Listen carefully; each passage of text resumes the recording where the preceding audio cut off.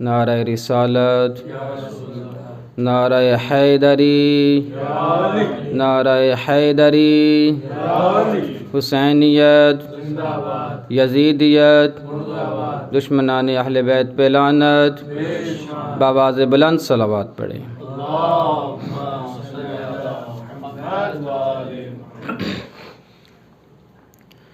ماشاء اللہ لا حول ولا قوة الا باللہ العلی العظیم۔ رب اشرح لی صدری ویسر لی امری واحلل عقدۃ من لسانی یفقہوا قولی۔ اعوذ باللہ من الشیطان الرجیم، بسم اللہ الرحمن الرحیم۔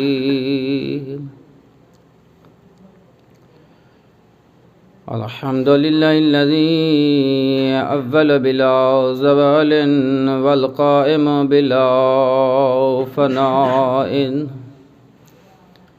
والدائم بلا عناء والرب بلا شریک والفاتر بلا کلفۃ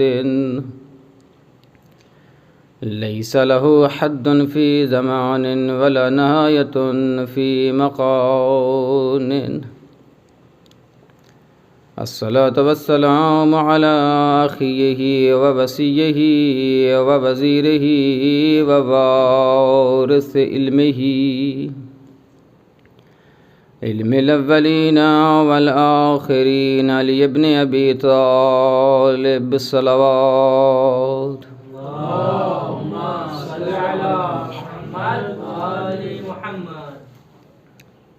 زینت مسجد والمنبر، فاتح الأحد بدر والهنین، والد الشبیر والشبر، قاتل المرہب والعنتر،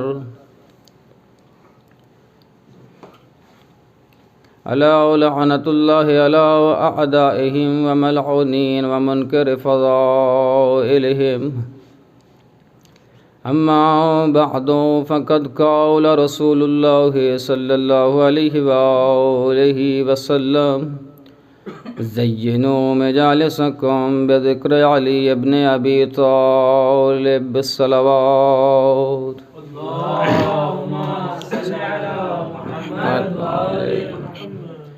دعا ہے خالق اکبر ہم سب کا اس مقام پہ آنا اپنی بارگاہ میں قبول و منظور فرمائے، اور ہماری نیک اور شرعی حاجات کو اپنی بارگاہ میں قبول و منظور فرمائے، اور جنہوں نے ہمارے ذمہ دعائیں لگائی ہیں اللہ تعالیٰ سب کی دعاؤں کو اپنی بارگاہ میں قبول و منظور فرمائے۔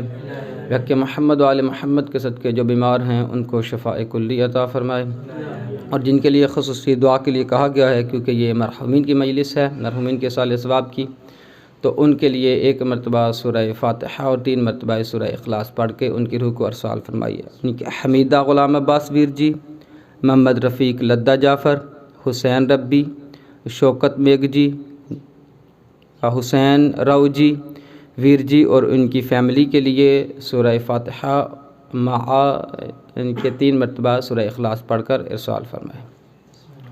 بسم اللہ الرحمن الرحیم، الحمدللہ الرحمن الرحیم، ایاک نعبد و ایاک نستعین، اهدنا الصراط المستقیم، صراط الذین انعمت علیہم۔ بسم اللہ الرحمن الرحیم، قل هو اللہ احد، بسم اللہ الرحمن الرحیم۔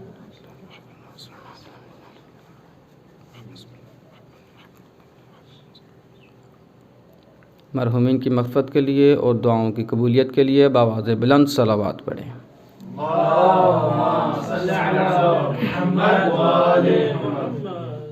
عزیزان گرامی قدر، حاضرین بزم معرفت، عاشقان احمد مختار، موالیان حیدر کرار، عزاداران سرکار سید الشہداء، ماتم دران غریب نینوا،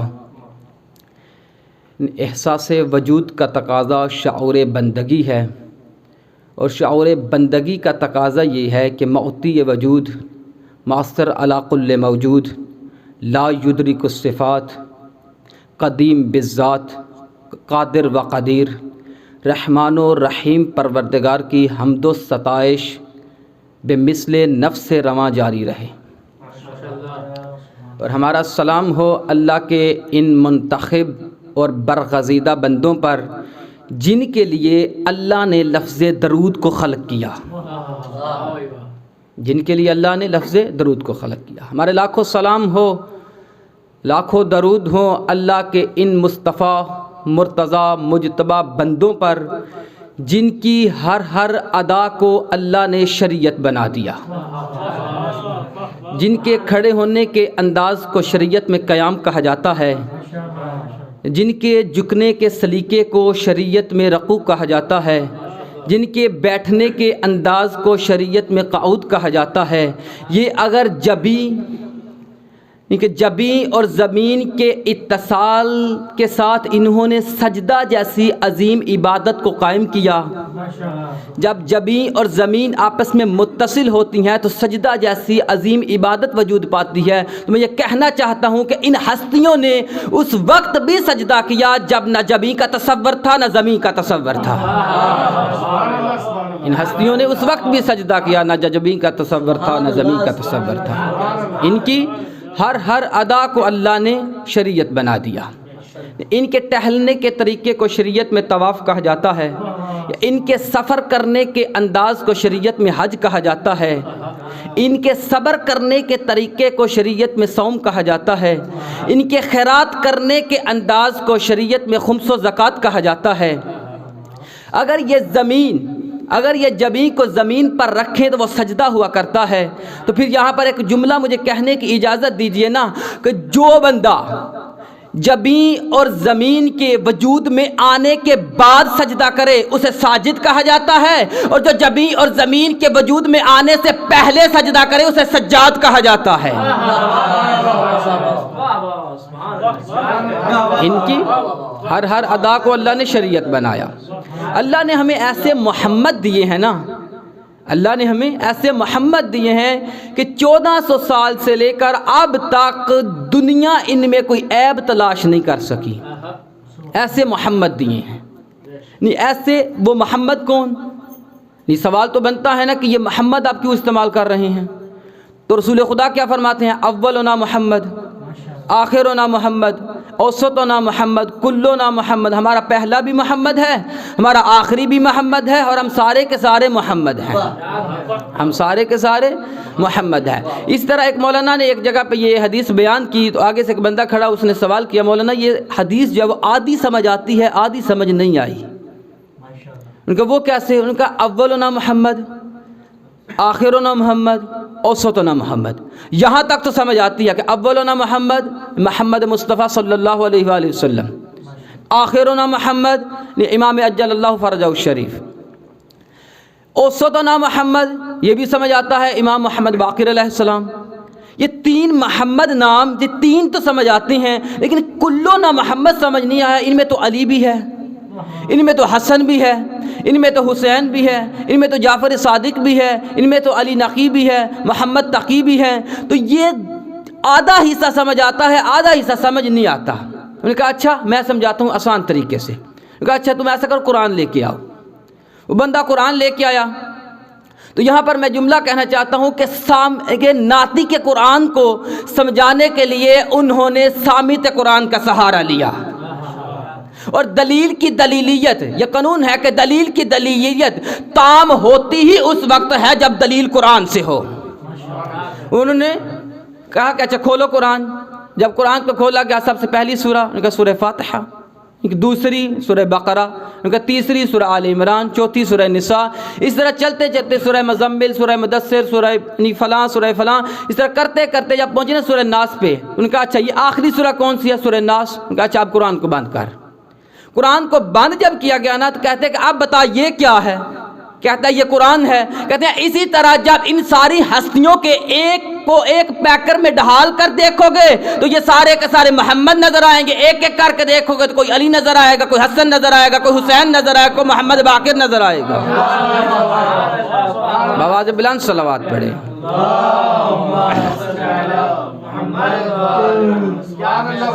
جب ان کو ایک ایک پیکر میں الگ الگ دیکھو گے تو کوئی علی نظر آئے گا, کوئی حسن نظر آئے گا, کوئی حسین نظر آئے گا. آج کا دن جو گزر رہا ہے یہ 12 رجب وہی دن ہے جب جناب فاطمہ بنت اسد کعبہ کے پاس گئی. میں یہ جملہ کہنا چاہتا ہوں کہ پاس گئی نہیں بلکہ بلایا گیا,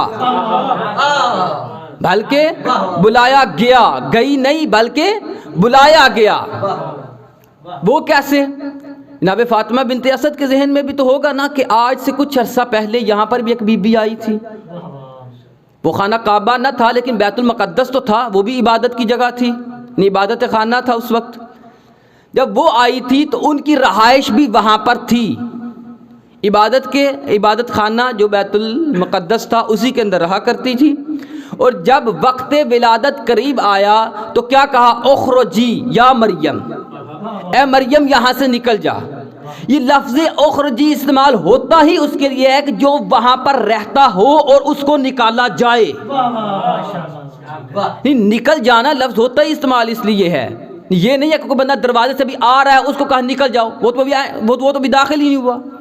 جو بندہ داخل ہو چکا ہو, کمرے میں موجود ہو, پھر اس کو کہا جائے کہ اخرجی, یہاں سے نکل جا. ان کو نکالا گیا. ان کو کیا کہا گیا جب جناب فاطمہ بنت اسد جانے لگی؟ ان کو کیا کہا؟ تعالینا الیہ,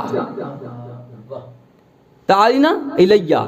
اور پھر ایسا استقبال کیا گیا کہ دیوار کعبہ نے شق ہو کر مرحباً مرحباً کہا. ایسا استقبال کیا گیا. یہ پورا واقعہ نہیں بیان کرنا, بس یہ ایک دو جملے اور آپ کی زحمتوں کو تمام. یہ 12 رجب وہ دن ہے. پھر جناب فاطمہ بنت کتنے دن رہی خانہ کعبہ میں؟ 4 دن رہی, اور 16 رجب کو باہر آئی. 16 رجب کو, حالانکہ چاہتی تو چابیاں جو تھی, جو کعبہ کی چابیاں تھی وہ بھی ابو طالب کے پاس تھی, تو چاہتی تو ان سے لے کے آ جاتی. لیکن لئی آج کا تاریخ دان لکھنے والا یہ کہہ دیتا کیونکہ چابیاں جو گھر کی تھی تو آ گئی, جب مالک خود تھے تو خود ہی آ گئے. تو اللہ نے کہا اس طرح نہیں, بلکہ میں دیوار کعبہ کو شک کر کے پھر ان کو بتاؤں گا اور دروازے سے نکال کر بتاؤں گا. آئی خود تھی, آیا گیا تھا, گئی اب مرضی سے ہیں. بلایا خود تھا لیکن گئی مرضی سے ہیں. جب آئی تو اس وقت کہتے ہیں کہ جب جس روز ولادت ہوئی تھی نا, اور 16 رجب کا دن تھا, تو یہ روایت جو ہے وہ کتاب الفضائل یعنی ابن شازان کی جو ہے اس کے صفحہ نمبر 57 میں موجود ہے. بڑی پیاری روایت ہے. وہاں پر کہتے ہیں کہ جب مولا علی کی ولادت ہوئی نا کعبہ میں, تو آسمان جگمگانے لگا. وَأَشْرَقَتِ الْأَرْضُ, زمین جگمگانے لگی, اور ستاروں کی روشنی بڑھ گئی. ستاروں کی روشنی بڑھ گئی. لوگوں میں عجیب کیفیت طاری ہوگی کہ آج یہ کیا ہو رہا ہے. لوگ ایک دوسرے کو بتانے لگے, لگتا ہے کوئی آسمان میں کوئی حادثہ ہو گیا ہے جس کی وجہ سے یہ ہو رہا ہے. تو جب لوگوں کے درمیان یہ چہمگوئیاں زیادہ ہونے لگی تو جناب ابو طالب گھر سے نکلے اور ہر بازار میں, ہر گلی میں یہ بولتے جا رہے تھے, لوگوں آج وہ پیدا ہوا ہے جو اللہ کا ولی ہے, جو اللہ کی حجت ہے. وَلِدَ فِي الْكَعْبَةِ حُجَّةُ اللَّهِ وَوَلِيُّ اللَّهِ. آج کعبہ میں وہ پیدا ہوا ہے جو اللہ کا ولی ہے اور اللہ کی حجت ہے. جب دوبارہ لوگوں نے پوچھا نا, سوال کیا کہ آج ہو کیا رہا ہے کہ زمین جو ہے وہ جگمگانے لگی ہے, آسمان جگمگا رہا ہے اور یہ ستاروں کی روشنی بڑھ گئی ہے, تو ہوا کیا؟ اس وقت جناب ابو طالب نے کہا کہ وَلِدَ فِي الْكَعْبَةِ أَوْلِيَاءُ اللَّهِ, وَلِدَ فِي الْكَعْبَةِ وَلِيٌّ مِّنْ أَوْلِيَاءِ اللَّهِ. یہ آج کعبہ میں وہ پیدا ہوا ہے جو اولیاء اللہ میں سے ایک ولی ہے. آج کعبہ میں اولیاء میں سے, اللہ کے ولیوں میں سے ایک ولی پیدا ہوا ہے.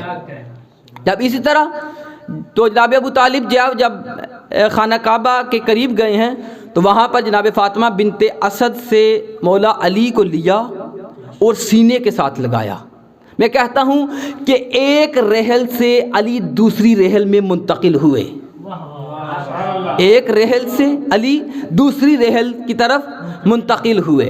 اس وقت جو ہے جناب ابو طالب نے یہ کہا، یا رب ذل، یا رب ذل غسق الدجی، یا رب ذل غسق الدجی والقمر المضی، اے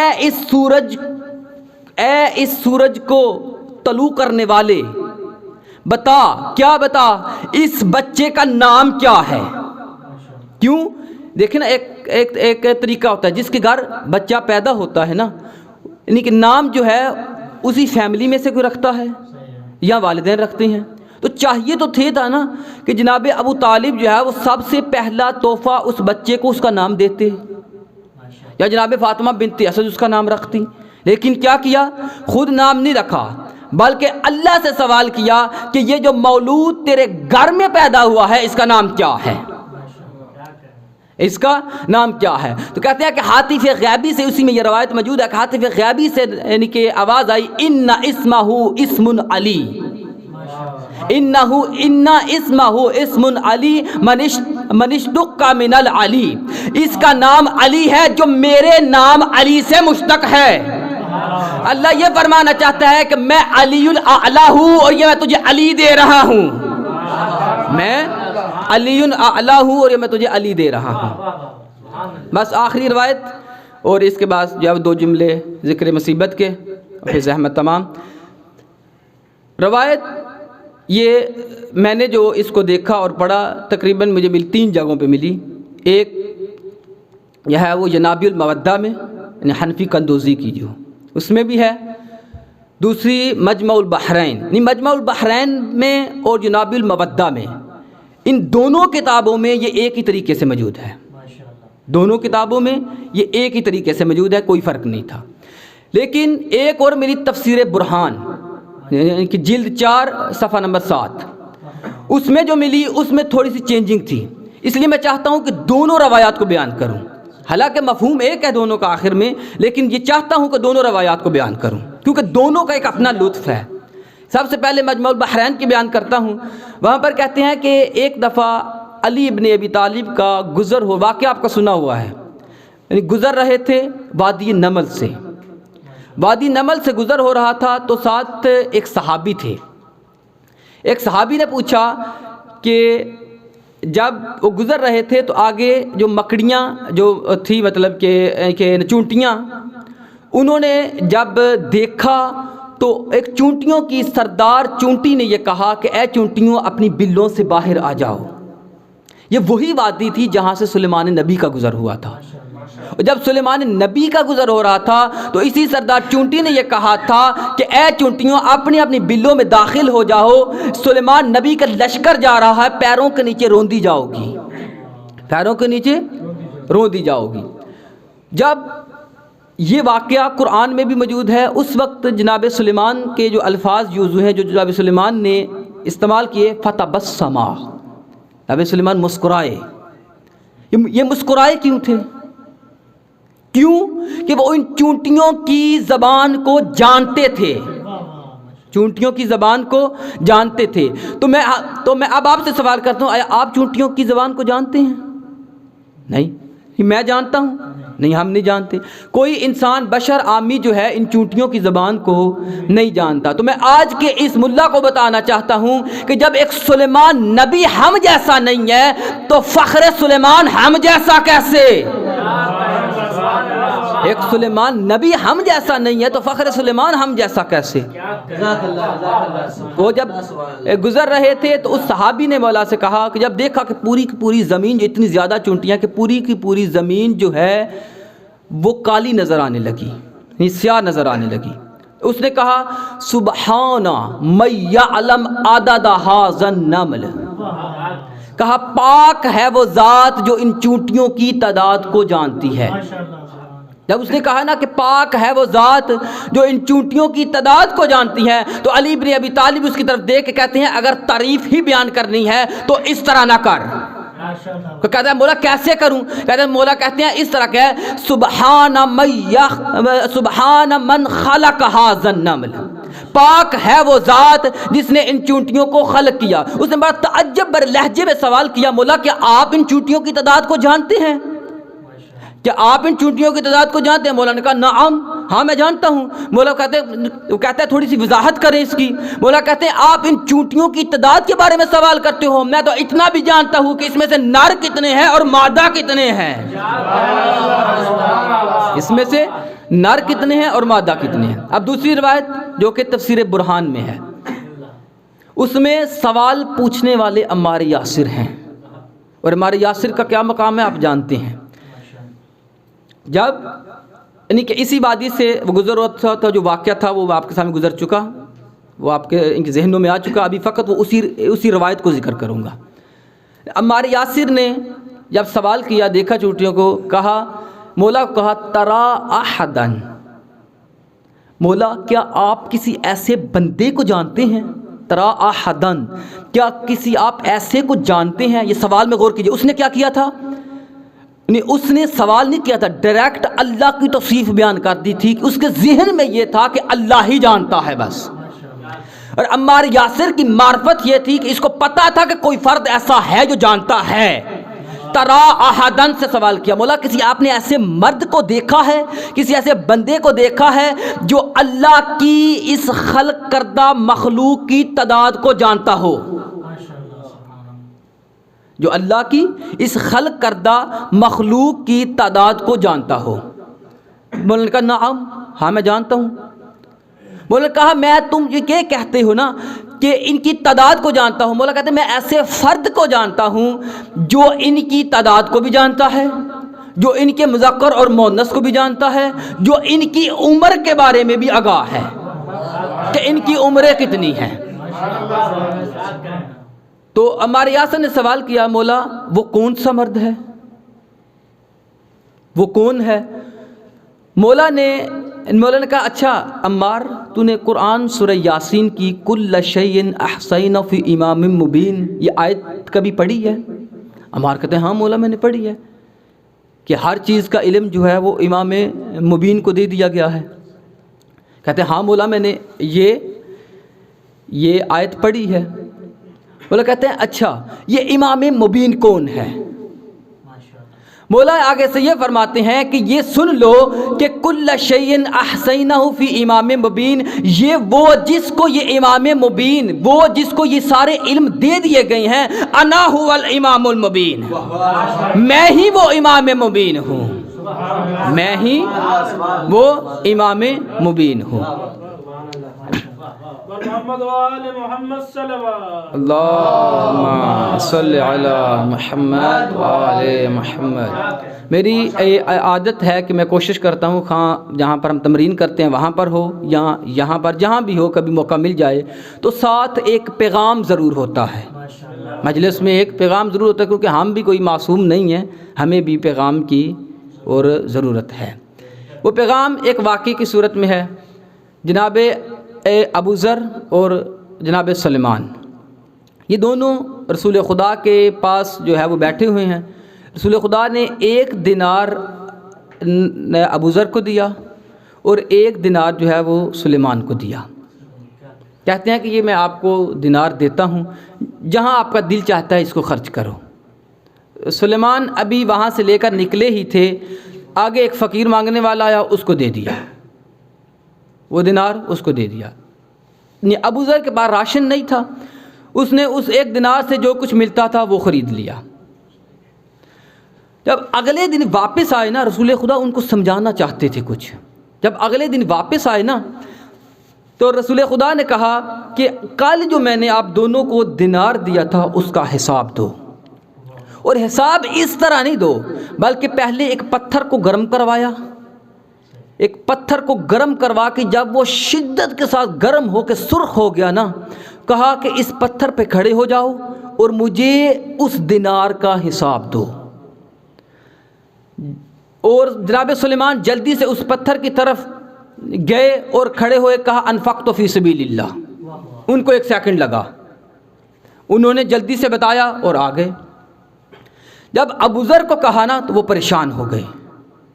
انہوں نے کہا کہ یہ پتھر اتنا گرم ہے کہ میں یہاں پر گنوانا شروع کر دوں گا کہ اتنے کی یہ لی تھی، اتنے کی یہ لی تھی، اتنے کی یہ لی تھی، تو میں تو خود جل جاؤں گا، میں تو خود جل جاؤں گا. اس وقت رسول خدا نے جناب ابو ذر کے چہرے کی طرف دیکھتے ہوئے کہا اے ابو ذر، یہ فقط اس لیے نہیں تھا کہ آپ کو وہاں کھڑا کرنا تھا، یہ فقط اس لیے تھا کہ سمجھانا چاہتا تھا کہ جو قیامت کے دن جو آگ ہوگی روز محشر وہ اس سے 70 گنا تیز ہوگی، اور وہاں پر کھڑے ہو کے حساب دینا اتنا مشکل ہو جائے گا. اس لیے کہنا چاہتا ہوں کہ اپنے ساتھ جو زادرہ لے کے جاؤ وہ ہمیشہ خالص لے کے چلو، تاکہ وہاں حساب دینا آسان ہو جائے تیرے لیے. جتنی عظمت تھی ان اہل بیت علیہم السلام کی، اتنا ہی ان اہل بیت پہ ظلم کیا گیا. ایک خطیب کا جملہ ہے پاکستان کے، وہ کہا کرتے ہیں کہ جب میں نے بھی اس جملے کو سننے کے بعد جب کچھ واقعات کو پڑھا اور جب سیرت کو پڑھنا شروع کیا نا جناب مولا علی علیہ السلام کی اور جناب فاطمہ الزہرا سلام اللہ علیہا کی، تو ایک نتیجے پہ میں بھی پہنچا. جب میں نے دونوں کا آپس میں یعنی کہ مقابلہ کیا، جب دونوں کا آپس میں کیا، تو وہ ایک چیز مجھے جو نظر آئی وہ یہ تھی کہ علی علیہ السلام کو زہرا کے غم کھا گئے تھے اور زہرا کو جناب علی کے غم کھا گئے تھے. اتنی دکھی تھی زہرا کہ رو کے کہا کرتی تھی اللہم اجل وفاتی، میرا اللہ میں دنیا کے دکھوں سے تھک گئی ہوں، مجھے موت آ جائے. عزیزارو کہتا ہوں کہ 18 سال زندگی کا وہ حصہ ہوتا ہے جہاں ہر جوان کا، چاہے وہ خاتون ہو چاہے وہ مرد ہو، اس کا جینے کو دل کرتا ہے، اس کا جینے کو دل کرتا ہے کہ میں زندہ رہوں اور اپنی اولاد، اور کسی کی اولاد ہو تو وہ تو یہ چاہتا ہے کہ میں تب تک زندہ رہوں جب تک میری اولاد بڑی نہ ہو جائے، جوان نہ ہو جائے، جب تک ان کی شادی نہ ہو جائے. کون سے دکھ تھے، کون سے غم تھے کہ زہرا کو یہ کہنا پڑا اللہم عجل وفاتی، میرا اللہ میں دنیا کے دکھوں سے تھک گئی ہوں. عزت والو، ایک بار مولا علی گھر آئے، اور جب گھر آئے ہیں نا تو جناب زہرا سوال کر کے کہتی ہیں یا علی، میں نے سنے لوگ آپ کو سلام نہیں کرتے. عزت والو، یہ سلام نہ کرتے یہاں تک ہوتا تو کافی تھا. مولا علی علیہ السلام رو کے کہتے ہیں، کائنات کا بہادر امام رو کے کہتا ہے زہرا بات یہی نہیں ہے، بات یہاں تک ہوتی تو میں برداشت کر لیتا. زہرا بات اس سے بڑھ کر ہے، بات اس سے بڑھ کر یہ ہے کہ میں سلام کرتا ہوں، لوگ میرے سلام کا جواب نہیں دیتے. بات اس سے بڑھ کر یہ ہے کہ میں سلام کرتا ہوں، لوگ میرے سلام کا جواب نہیں دیتے. ایک اعتراض کیا جاتا ہے نا کہ علی علیہ السلام کیوں دروازے پہ نہیں گئے تھے؟ علی دروازے پہ گئے تھے. علی علیہ السلام دروازے پہ پہلے گئے تھے، جب 2 یا 3 بار دروازے پہ گئے اور ہر بار یہی جا کے کہہ کے آئے نا کہ میں واپس نہیں آؤں گا. ایک مرتبہ مسجد سے اس لعین نے ایک قاصد کو بھیجا، جا کے علی کو پیغام دو کہ علی کو کہو جلدی دربار آئے اور آ کے بیعت کرے. جب آیا وہ قاصد، علی علیہ السلام جو ہے وہ خود دروازے پہ گئے. علی نے کہا اس کو کہو مجھے تنگ نہیں کرو، میں جمع قرآن میں مصروف ہوں، میں قرآن کی جمع میں مصروف ہوں، لہٰذا مجھے تنگ نہیں کرو، میں بیعت نہیں کروں گا. جو ہوتا ہے کرو تم، لیکن میں بیعت نہیں کروں گا، لہٰذا بار بار میرے پاس قاصد نہیں بھیجو. جب اس کو یہ پیغام دیا، اس نے جا کے یہ بتایا کہ جو مرضی کر لو، علی بیعت بھی نہیں کرے گا، علی دربار بھی نہیں آئے گا، بیعت بھی نہیں کرے گا اور دربار بھی نہیں آئیں گے. پھر اس نے کہا خود اس نے کہا اب میں خود اس کے دروازے پہ جاؤں گا. وہ لائن خود اٹھا، 7 سپاہیوں کو لیا. ایک لائن نے یہ والی بھی وہاں پر ایک لائن نے یہ والا مشورہ دیا، ایسے کرتے ہیں 7 لکڑیوں کو لے جاتے ہیں. لکڑیاں بھی وہ والی ساتھ لی گئی جو اگر جلائی جائیں تو کئی دیر تک ان کی آگ باقی رہا کرتی تھی. اس نے کہا 7 لکڑیاں لے جاتے ہیں، اگر علی نہ مانے تو گھر کو آگ لگا دیں گے. عزت والو، وہ جب دروازے پہ آئے ہیں نا تو آواز بلند کر کے کہتے ہیں علی کو باہر بھیجو نہیں تو دروازے کو آگ لگا دیں گے. عزت والو، جب جناب زہرا گئی ہیں نا دروازے پہ، جناب زہرا دروازے پہ گئی ہیں اور جا کے کہا علی باہر نہیں آئیں گے، وہ جمع قرآن میں مصروف ہیں۔ اس نے پھر کہا ہمیں یعنی ہوتے ہیں تو کیا کریں، علی کو باہر بھیجو۔ جناب زہرا نے پھر کہا جب زہرا نے اونچی آواز کو سنا، یہ وہی دروازہ تھا نا جہاں نبی کہا کرتے تھے انما یرید اللہ، یہ وہی دروازہ تھا جہاں نبی آیت کی تلاوت کیا کرتے تھے۔ تو جب انہوں نے دروازے پہ آئی ہیں تو دروازے پہ آ کے اونچی آواز سے بولنا شروع کیا، میرا پڑھنا آسان ہے، آپ کا سننا آسان۔ جب زہرا نے ایسی اونچی آوازوں کو سنا، رو کر کہتی ہے شرم کرو، اس گھر میں میرے حسن و حسین رہتے ہیں، اس گھر میں علی رہتے ہیں، اس گھر میں اہل بیت رہتے ہیں، انہوں نے کوئی حیا نہیں کیا، دروازے کو آگ لگا دی۔ ایک ظالم نے دروازے کو ٹھوکر ماری، زہرا در و دیوار کے درمیان آئی، رو کے کہتی ہے یا فضا میرا محسن شہید ہو گیا، یا فضا میرا محسن شہید ہو گیا، مجھے سہارا دو۔ عزت والو جب جناب فضا آئی ہیں نا، جب بی بی جو ہے دربار میں گئی ہیں، جب بی بی دربار میں گئی، دربار کے بعد بی بی سیدھی گھر نہیں آئی، رو کے سیدھی بابے کی قبر پہ گئی ہے، رو کے کہتے ہیں یا بابا انا قائمتن، بابا میں تیرے دربار پہ کھڑی رہی ہوں، بابا تیرے اصحاب بیٹھے رہے تھے، بابا انا باقیتن، بابا میں روتی رہی ہوں، تیرے اصحاب ہنستے رہے تھے، بابا انا سائلتن، بابا میں سوال کرتی رہی ہوں، سوال کرتی رہی ہوں، میں حق مانگتی رہی ہوں، تیرے اصحاب جھٹلاتے رہے ہیں۔ تیسرا جملہ ایسا درد بھرا کہا، بابا مجھے حق نہیں ملا، مجھے کوئی غم نہیں ہے، بابا مجھے اتنا یعنی کہ بابا مجھے مارا گیا، مجھے یہ غم نہیں ہے، بابا میرے حسن و حسین جیسے گواہ جھٹلائے گئے، بابا مجھے اس بات کا ارمان نہیں ہے، بابا مجھے ایک بات کا ارمان ہے، تیرا صحابی تیرے منبر پہ بیٹھا ہوا تھا، میری طرف اشارہ کر کے کہتا تھا زہرا تو مسئلے سے بھول گئی، بابا میں کہتی ہوں مسئلے سے بھول جانا کجا، میں آپ کی بیٹی زہرا کجا۔ الا لعنت اللہ علی القوم الظالمین وسيعلم الذين ظلموا أي منقلب ينقلبون۔ اللهم صل على محمد وآل محمد، اللهم صل على محمد وآل محمد، اللهم صل على محمد وآل محمد، یا محبود بحق محمد، یا اللہ بحق علی، یا فاطر بحق فاطمہ، یا محسن بحق الحسن، یا قدیم الاحسان بحق الحسین علیہ السلام۔ یا اللہ تجھے واسطہ ہے محمد و آل محمد کا، ہماری اس قلیل سی عبادت کو اپنی بارگاہ میں قبول و منظور فرما۔ یا اللہ تجھے واسطہ ہے محمد و آل محمد کا، ہم سب کے گناہان کبیرہ صغیرہ معاف فرما، ہمارے مرحومین کی مغفرت فرما۔ یا اللہ ہمارے اساتذہ کرام کے گناہان کبیرہ صغیرہ معاف فرما۔ یا اللہ بحق محمد و آل محمد کے صدقے ہمیں نیک اور صالح اعمال انجام دینے کی توفیق عطا فرما۔ یا اللہ بحق محمد و آل محمد کے صدقے ہمارے جو بیمار ہیں ان کو شفاء کلی عطا فرما۔ یا اللہ تجھے واسطہ محمد و آل محمد کا، یا اللہ تجھے اس مقدس مقام کا واسطہ ہے، یا اللہ اس جو سکن ہے اس کے اندر جس نے جس لحاظ سے جو تعاون کیا ہے ان سب کا تعاون اپنی بارگاہ میں قبول و منظور فرما۔ اس سکن میں جو بھی تعاون کرتے ہیں ان کے مرحومین کی مغفرت فرما۔ یا اللہ تجھے واسطہ محمد و آل محمد کا صدقہ ہم تمام طلاب کی توفیقات خیر میں اضافہ فرما، ہمیں اپنے مقصد میں کامیاب و کامران فرما۔ یا اللہ تجھے واسطہ محمد و آل محمد کا صدقہ جن کے لیے خصوصی طور پہ کہا گیا ہے کہ جن کے مرحومین کے لیے مجلس ہے ان کے مرحومین کی مغفرت فرما۔